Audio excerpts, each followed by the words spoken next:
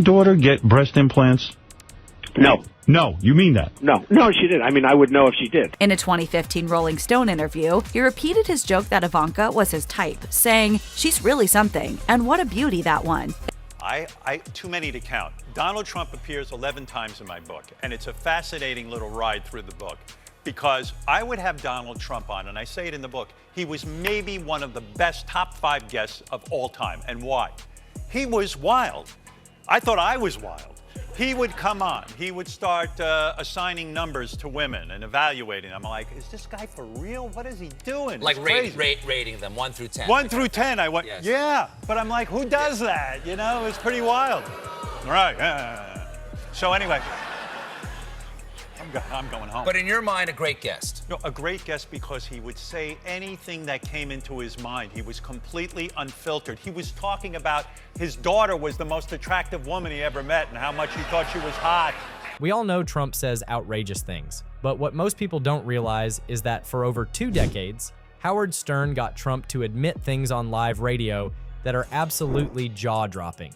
We're talking about his marriage to Melania, disturbing comments about his own daughter, his views on women, everything. And the wildest part, Trump willingly came back for more. Very clearly, does Melania have cellulite? Now, Melania is one of the greatest bodies I've ever seen. I've seen it up close. It's one of the greats. Yeah. Does she have... And I said, Melania doesn't even know what the word cellulite means. Now, I said that very clearly. I thought that was wonderful. Just a throwaway. One of the newspapers in New York did a whole big story on the fact that Melania doesn't know what cellulite is. Like she's stupid or something. Like she's a dummy, okay? No. And this is not a dummy. So I get killed. So almost no matter what you say on the show, when they analyze everything I've said today, I'm sure there are 4 or 5 things where I'm Here, let me word it a different way. Is oral sex important to you? That was a high-pitched error. Seriously, it's man to man. And I've had this discussion with many men. No, it's not important to me. It's not. You had Kylie Bax on this show. That's a piece of ass I could not Yeah, get. that's right. And she was a friend of mine. Did you do her? Be honest. I don't want to tell you. It was All right, the that's same. Over 35 times between 1993 and 2016. That's more than any other journalist in history. More than Hannity, O'Reilly, or Larry King combined. Why? Because back then, they were friends. Trump trusted Stern. And Stern got him to say things Trump would never admit anywhere else. But that friendship is dead now, and Stern has turned into one of Trump's most brutal critics. Howard Stern, he's a weak guy. He's weak. He's going, what about, It was so ridiculous. Even she was embarrassed. It was like softball. But all of them. Howard, I knew him very well. I was on the show many times. I used to think he was good. Then I dropped him. And I dropped him like a dog. And his ratings are very challenged. Very challenged. But I watched the questions. I watched that stupid View where you have these really dumb people. Before we dive into the most shocking moments, if you want to see more exposing Trump's past, hit that subscribe button right now, smash that like button, drop a comment telling me which revelation shocks you the most, and turn on notifications. All right, let's get into it. In 2017, someone anonymously sent audio files of 35 full Trump-Stern interviews to the website factba.se. Yeah, and I firmly believed that Donald did not want to run for president. I don't think it was serious. I don't think he wanted to be the president. I knew him. He had a great life at Mar-a-Lago. He was running around town. He played golf. He had a good time.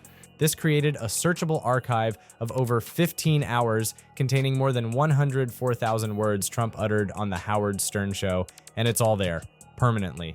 Trump can't claim it's fake news. It's his voice, on tape, saying things that would end most political careers. I got her for the right price. How Trump talks about Melania. Your daughter. She's beautiful. Can I say this? A piece of Yeah. The last couple of years, I go out with somebody, and she's like 21, and she's talking about, what are you doing? And she's studying algebra. And, So what? And it's like, it was always embarrassing for me to walk in. It's too young. 30's like a perfect age. Absolutely. She has enough life experience. Until she's 35. Too much life experience. Yeah, 35. What is it at 35, Howard? It's called checkout time. In May 2002, Trump and Stern discussed Melania appearing on a New York City billboard. Stern, she must be great in the sack. She must have magic. Trump, well, I let her do advertising down there because I got her for the right price, Howard. Read that again. I got her for the right price. And you're probably, I would say, the greatest judge of beauty on this planet. In fact, and by his own admission, he was no stranger backstage while owning parts of 3 different pageants for nearly 2 decades. I would create a TV show for you where all you did was just judge women. No, they're standing there with no clue. He's talking about his wife like a real estate deal. Stern, she must be driving you crazy. Trump, I really made a good deal. She did go on the billboards and I got it for the right price. A good deal. That's how Trump describes his marriage, not I fell in love, a good deal. Stern followed up. And she's not a pain in the ass like Ivanka? Trump, no, she's great. Melania is great because Trump got her for the right price, and she's not a pain in the ass. That's his public affection for his wife. No, I mean, some of these foreign girls, you know, Mr. Trump, in my country, we say hello with. And, well, you could also say, as the owner of the pageant, it's your obligation to do that. So you have done that. Now, I'll tell you the funniest is that I'll go backstage before a show. Yes. And everyone's getting dressed and ready and everything else, and no men are anywhere. And I'm allowed to go in because I'm the owner of the pageant, and therefore I'm inspecting it. I'm inspecting. I want to make sure that like everything is doctor. good. You're there. Yeah, the dress. Is everyone okay? They're standing there with no clue. Is everybody okay? And you see these incredible-looking women, and so I sort of get away with things like putting Melania on the phone to be humiliated. It gets worse. In 1999, Trump was dating Melania and called into Stern's show. Stern launched into a misogynistic tirade. Let me talk to that broad in your bed, Stern demanded. Instead of defending her, Trump put Melania on the phone.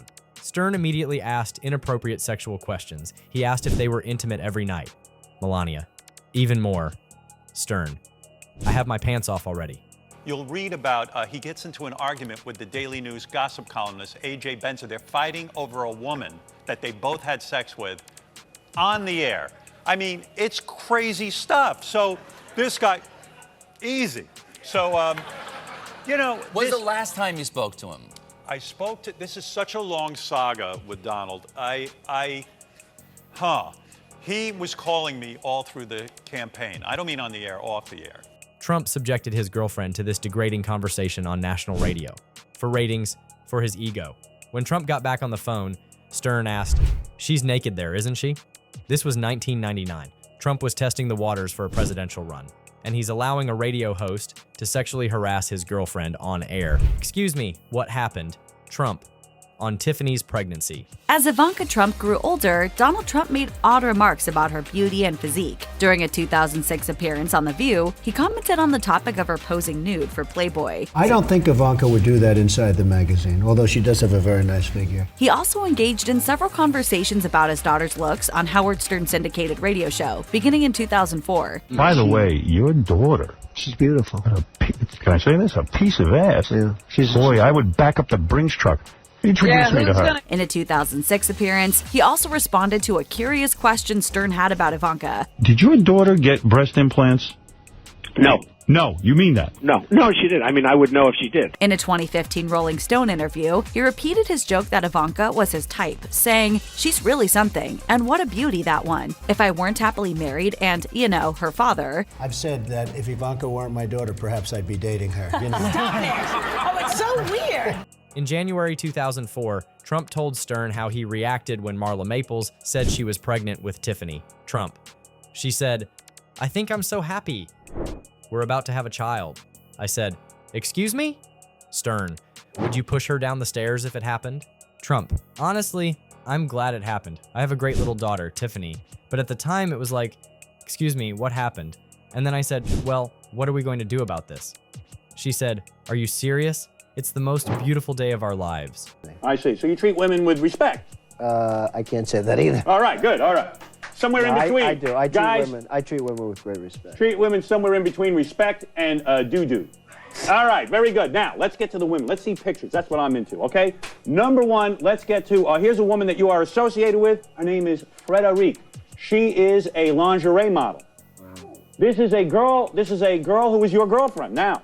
Well, she's a really good friend, and she's a great woman, and she's going to be very successful as time goes by in terms of other things. But right now, she's one of the most successful models. She works for Victoria's Secret. I would do the Heine dance for her. How did you meet this beautiful woman?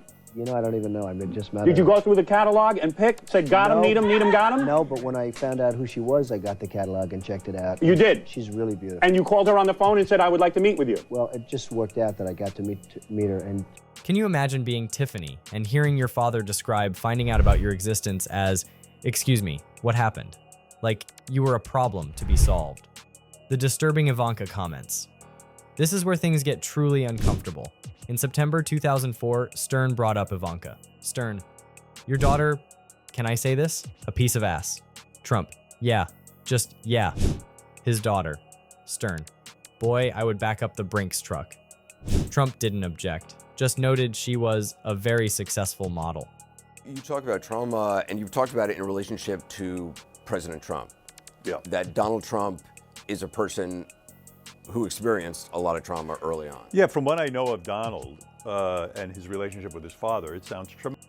It sounds like the father was very domineering. The father expected a lot of him. And the father, I don't know, there was military school. You know, you read these drips and drabs and you go, wow, I can assure you he's been traumatized. Because, you know, Donald, you know, his level of narcissism is so strong. He has trouble with empathy. We know that. And I wish he'd go into psychotherapy. I'd be so proud of him if he did. He would probably flourish. But he never has. I mean, he never would. There's no way. I do not believe he's ever done psychotherapy. In October 2006, Stern asked if Ivanka had gotten breast implants because she looked more voluptuous than ever. Trump engaged fully. She's actually always been very voluptuous. She's tall, she's almost 6 feet tall, and she's an amazing beauty. Who talks about their daughter like this? Who allows a radio host to sexualize their child and then joins in? If you're as disturbed by these revelations as I am, hit that like button right now.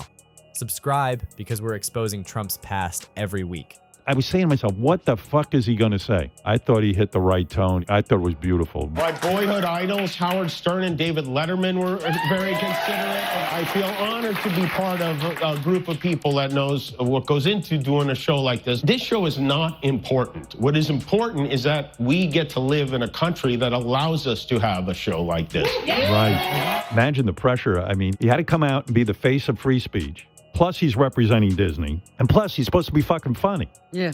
That's an impossible task. It is not easy. Look, I never imagined I would be in a situation like this. I barely paid attention in school. But one thing I did learn from Lenny Bruce and George Carlin and Howard Stern is that a government threat to silence a comedian the president doesn't like is anti-American. That's anti-American. Well done, Jimmy. You did a great job. Very, very good. Drop a comment. I want to know what you think about a father allowing this talk about his daughter. Let's keep going because it gets even worse. 35 is checkout time. Trump on women. Trump's views on women are exactly what you'd expect from someone who sees people as commodities. In 2002, Trump told Stern that 30 was a perfect age for a woman. Then, what is it at 35, Howard? It's called checkout time. You know, Whoopi Goldberg said, would you participate in a movie? She made some movie on basketball. This was before I ran for politics. She said, oh, you're so great. If you ever ran for president, you'd win. This is Whoopi Goldberg. You don't hear that? She said, I'm making a movie. Would you be in it? I said, in what capacity? Just a walk-on. You're so great. Would you do I did a walk-on for Whoopi Goldberg. Now she says, I refuse to mention his name. You know what? Politics can do strange things to demented people.